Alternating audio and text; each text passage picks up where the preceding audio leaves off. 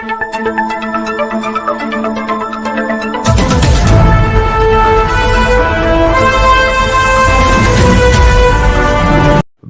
சிலை கடலில் கரைத்த பொழுது கரை ஒதுங்கியது குறித்து சமூக வலைதளங்களில் அவதூறாக பரப்பிய விடுதலை சிறுத்தைகள் கட்சி பிரமுகர் மீது புகார். திருப்பத்தூர் மாவட்டம் நாற்றம்பள்ளி அடுத்த வெள்ளநாயக்கநேரி பகுதியை சேர்ந்தவர் சண்முகம். இவர் விடுதலை சிறுத்தைகள் கட்சி பிரமுகர். இவர் கடந்த மாதம் நடந்து முடிந்த விநாயகர் சதுர்த்தி விழாவில் விநாயகர் சிலைகள் கடலில் கரைக்கப்பட்டதையும் சிலை கரை ஒதுங்கியதை குறித்தும் வாட்ஸ்அப் சமூக வலைதளங்களில் சண்முகம் என்பவர் அவதூறு செய்தி பரப்பியதாக சொல்லப்படுகிறது. இது குறித்து பாஜக பிரமுகர் குறிஞ்ச விசிக பிரமுகர் சண்முகம் மீது நாற்றம்பள்ளி காவல் நிலையத்தில் புகார் அளித்துள்ளார். மேலும் அதனைத் தொடர்ந்து இந்து முன்னணி கட்சியினர் விசிக பிரமுகர் சண்முகம் மீது புகார் கொடுத்துள்ளனர்.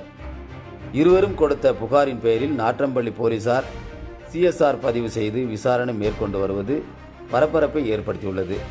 திருப்பத்தூரிலிருந்து செய்தியாளர் தமிழ்மொழி.